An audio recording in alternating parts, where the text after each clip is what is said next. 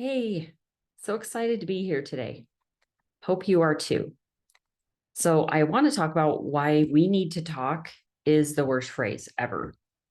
But before we do that, I have to tell you two awesome things. First, this week, my husband went to return my daughter's skis to our local ski resort. We had lost my son's skis the very first runs of the season. He accidentally just left them on the ground and did not put them in the truck. And so we kept going back. It snowed, of course, right after he left the skis up there, and it snowed and snowed probably a couple of feet. And so we kept going back to the ski resort and saying, "Did anyone return those skis?" And they all said no. And so anyway, my husband's returning these skis. Remember, seek and expect miracles, right? I always end my podcast with those words because guess what? When you seek and expect miracles in the small things, and you pray for the small things, when they happen, you have more faith for the big things, like your marriage and things improving in that way. So anyway, he went to return my daughter's skis and he asked them one more time, "Did you receive these skis? Did anyone find them?" And they said no. And then he pointed to some skis that were sitting right there. And he said, "You know what? They look a lot like those." And the boy that he was talking to went over and looked at him and he said, "Oh, these are your son's skis." So we saved all this money, right?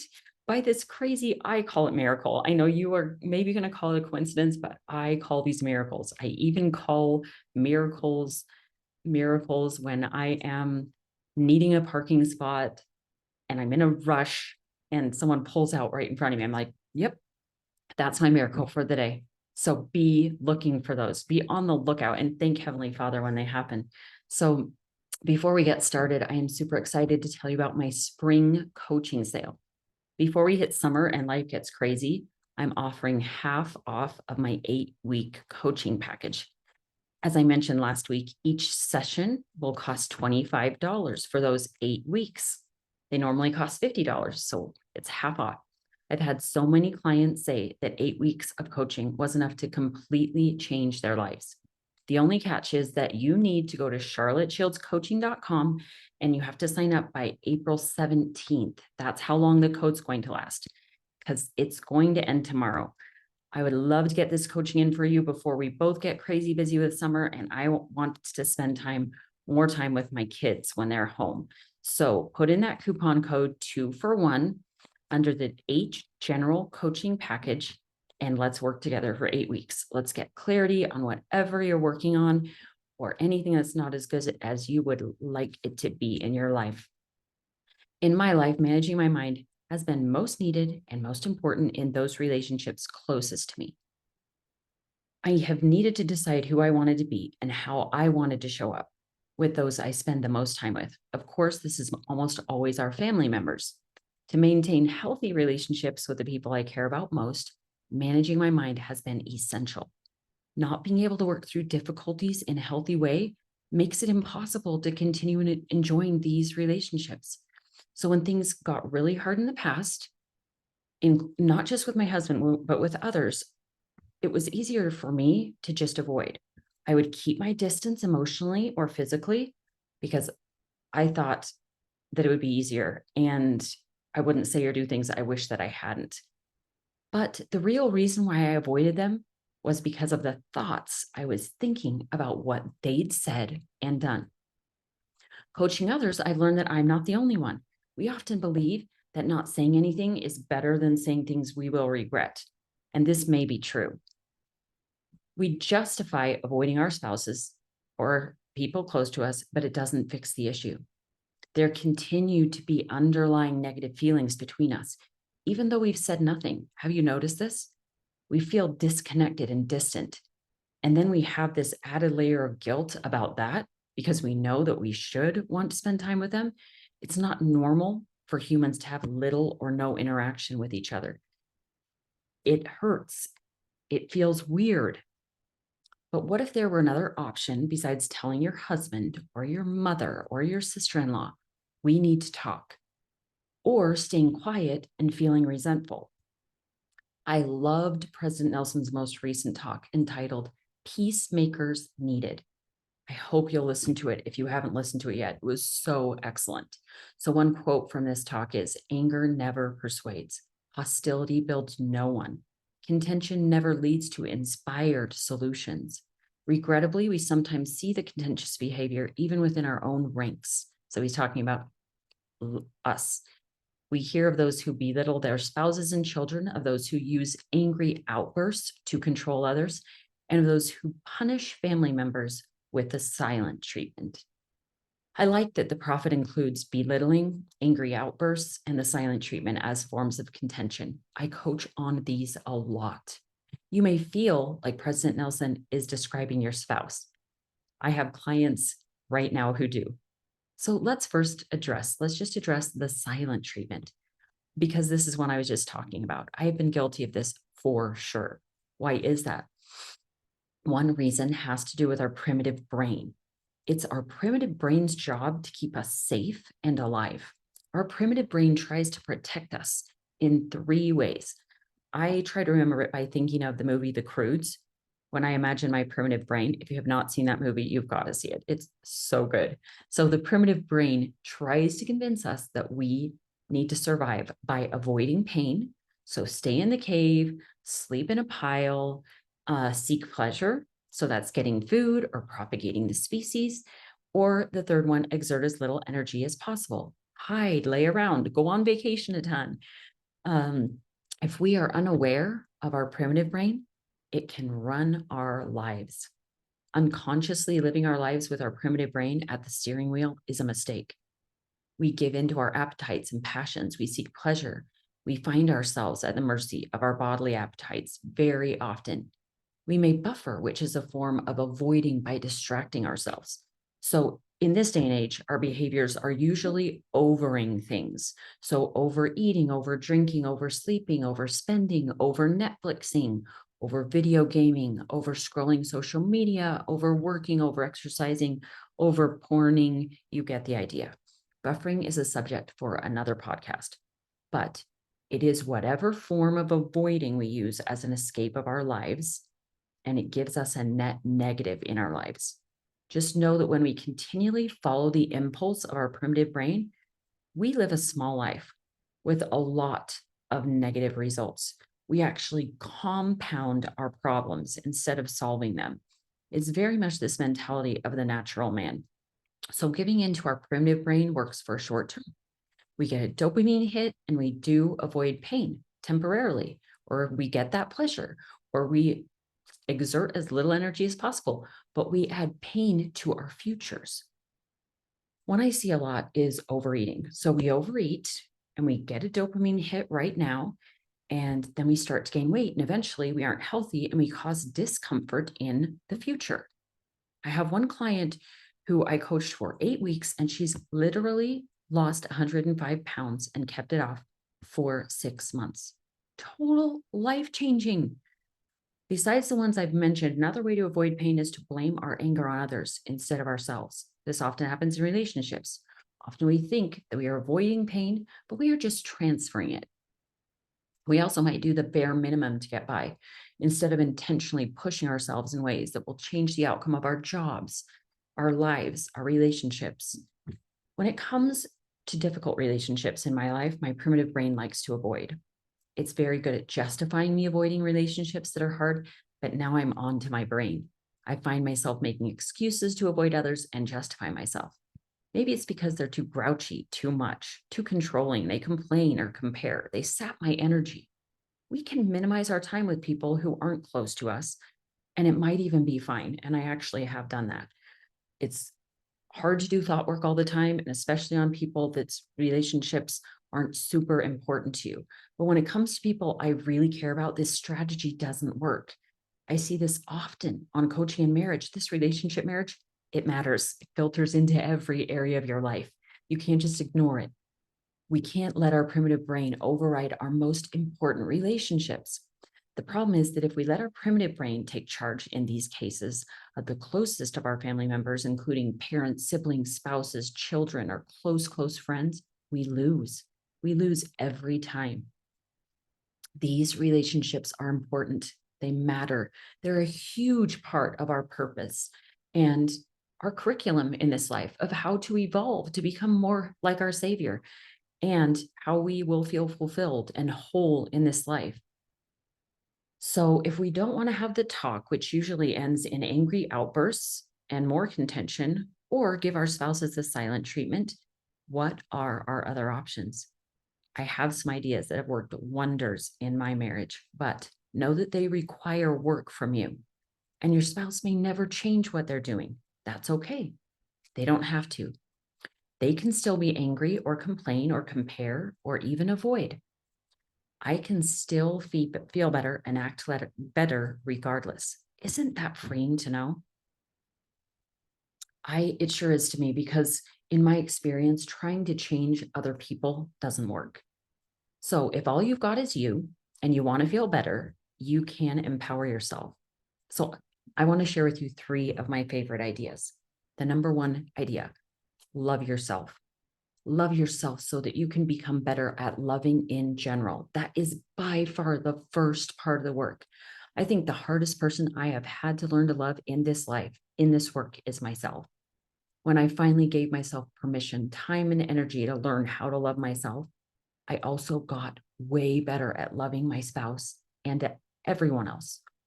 One of the most important things I teach my clients is to find out who they are, find out what they desire, and live into that identity. Part of being able to do this is realizing that life is 50-50, good and bad. And we are 50-50, good and bad. That is part of the opposition in all things that we signed up for. If we come to a place of peace with the reality that both our husband and us, or our wife and us, are okay, we will have way more peace. It's part of the plan that we have weaknesses and strengths, every single one of us. And when we embrace both, we just start to enjoy this human experience so much more. We can start being who we are without apology, and we can allow others to be who they are without judging. Many of my clients who are women want a deeper relationship with their husbands. They yearn for true intimacy. This is created when both partners are allowed to be themselves. Can you be okay with yourself when you're not at your best? Can you be okay and hold space for your partner when they lose their temper?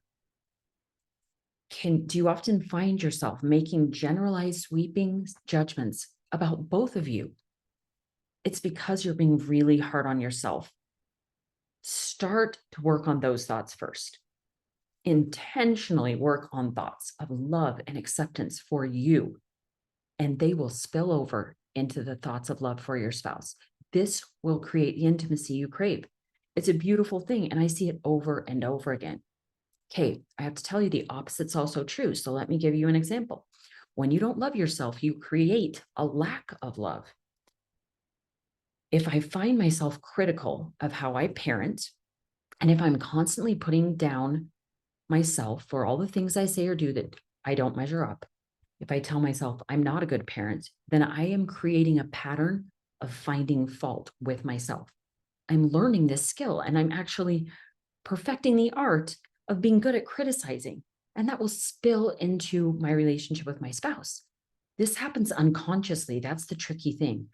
You may not say anything, but he feels it from you. You'll judge yourself, and then because you feel rotten, you'll judge your spouse.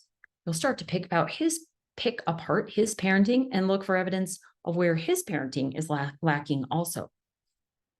Theodore Roosevelt, this is one of my very favorite quotes. I may have said it in a past podcast, but it's worth repeating. Comparison is a thief of joy.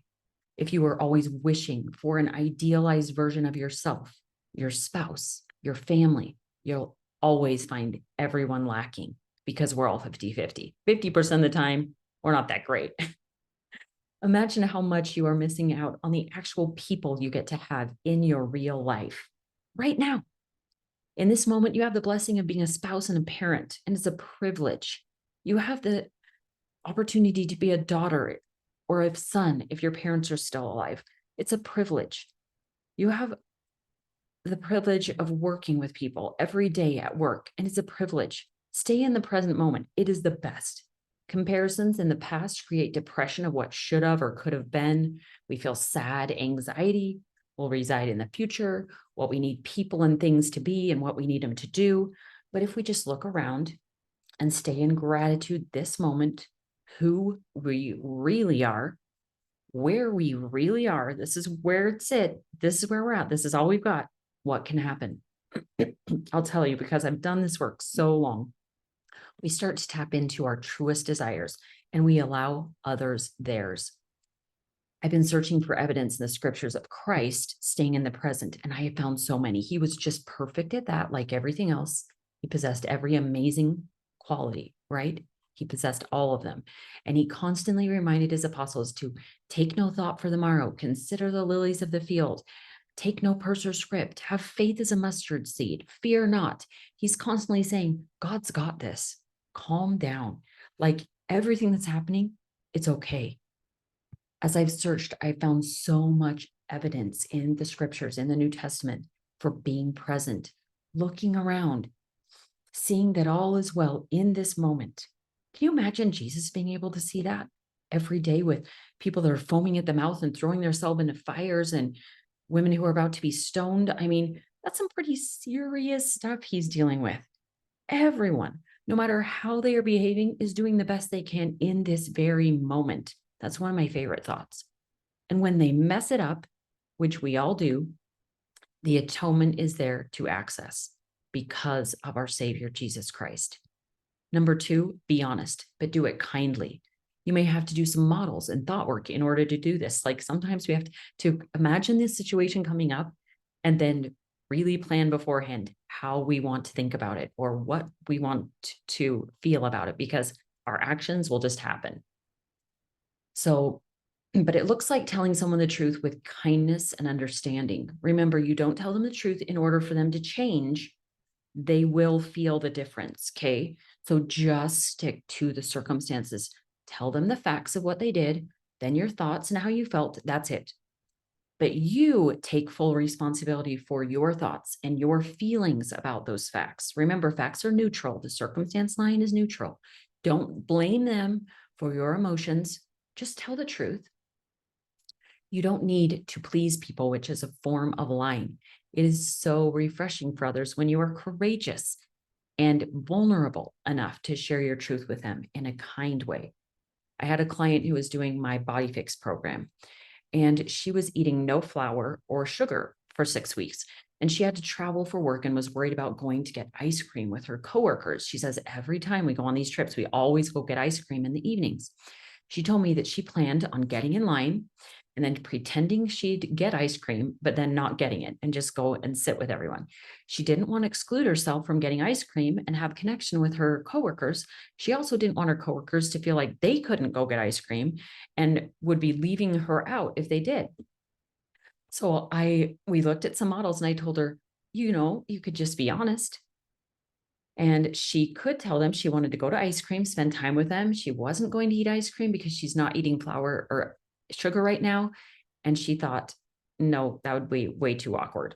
And I assured her that what would be even more awkward was sitting at a table after pretending and everyone wondering what was going on. Like, why is she not eating ice cream? Why was she in line with us? What is going on? When she returned from the trip, she told me that telling the truth was scary. Like she was sweating it. But she said it ended up being so awesome. Her coworkers were surprisingly supportive of her and super impressed with her result. And they appreciated her more, not less, for being honest. I see this time and time again. Have the courage to tell the truth in a kind way. Number 3 is give grace. Give yourself and others the benefit of the doubt. When people are late, don't respond to your text. They say something rude, they forget something important to you, give them grace. Now, this doesn't mean to not have boundaries and acting like everything's okay when it's not. That's more people pleasing and not having your own back. So let me give you an example. My family and my friends all forgot my birthday when I turned 15. By the end of the day, I was super upset. I judged and I blamed everyone. I cried. I sat in my room. I shut everyone out. I didn't tell anyone. I had the worst birthday ever. For a while, I hung on to that painful story, like years in my life, right? This lack of love and care by those who were very closest to me. But now I've chosen grace. You can do this with all your past painful stories. Did you know that? You can't change the past, but you can give grace, forgiveness, and peace. And you will have so many, so just an awesome experience. I have done this work.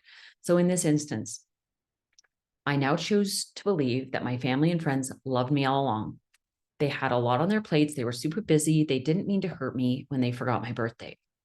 I have also made sure I've never had a bad birthday since. Believe me, when I say everyone knows when my birthday is coming up, I make sure I plan and discuss what I want to do. I make sure it happens when I turn 50. I told people 2 years before, I'm going up in a hot air balloon with my family when I turn 50. And guess what? It happened. I have so much more control over things than I ever believed. Let's say that you know something is going to happen, as it has in the past with your spouse, and you need a boundary around it. Here's an example, and plan it out beforehand. Remember, I said, think about, you know what's going to happen, you know what's coming, you know how you usually act. It looks like this. Hey, this is what creating a boundary looks like. Hey, so the next time you say that thing, I'm going to take a drive in the car. I'm not going to stay here and listen, and I'm not going to argue back. I'm just going to leave.